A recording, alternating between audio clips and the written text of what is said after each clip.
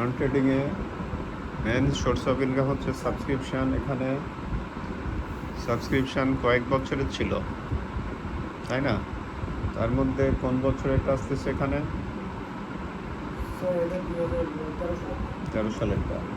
এর সাথে দেখো অ্যাডজাস্টমেন্টে এক জায়গায় আমার কারেন্ট ইয়ারের এরিয়ার বলা আছে।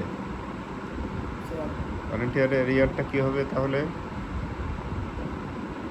প্লাস হবে।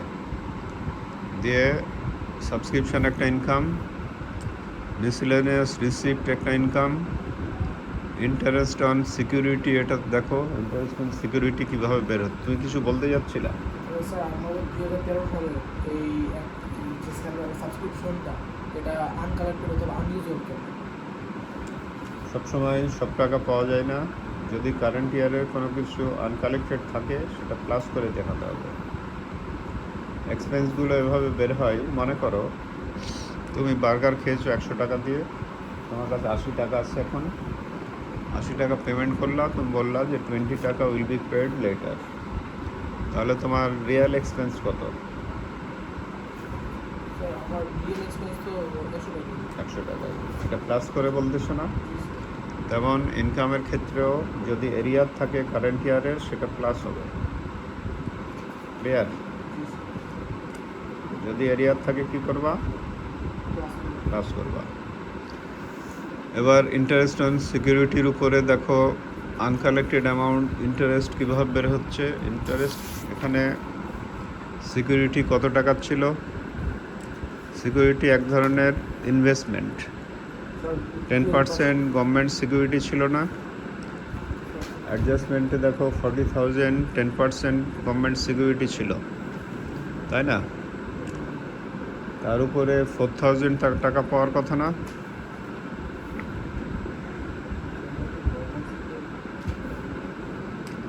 অ্যাডজাস্টমেন্টের নিচের দিকে দেখো, ওই যে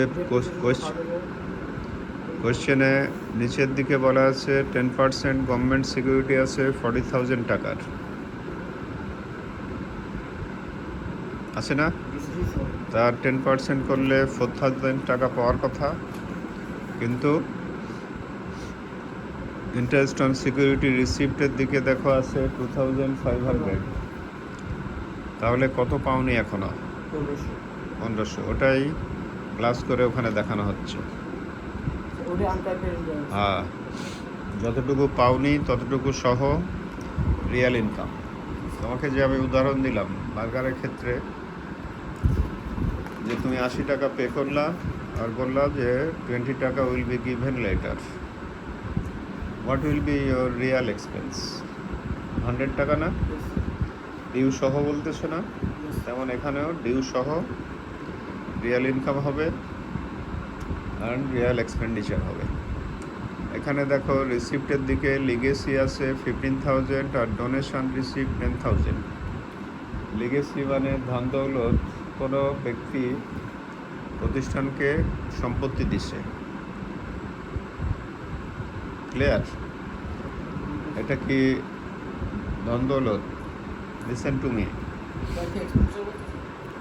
রিসিপ্টের দিকে দেখো, রিসিপ্টের দিকে তোমার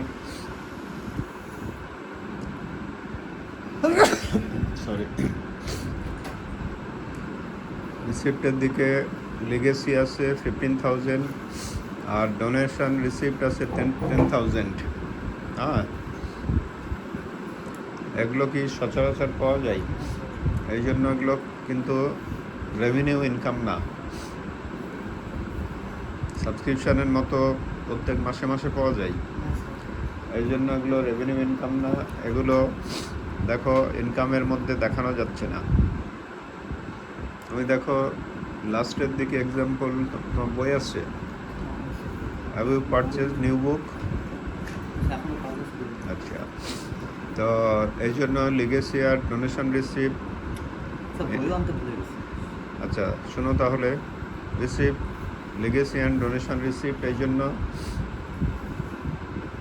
রেভিনিউ ইনকামে দেখানো যাচ্ছে না। ক্লিয়ার? এটা ভালোভাবে খেয়াল রাখো। কিন্তু ডোনেশন এবং লিগেসির যদি বলতো 50% লিগেসি ডোনেশনের যদি বলতো 50% রেভিনিউ ইনকাম স্বরূপ ধরো, তখন 50% রেভিনিউ ইনকামে দেখানো যাবে।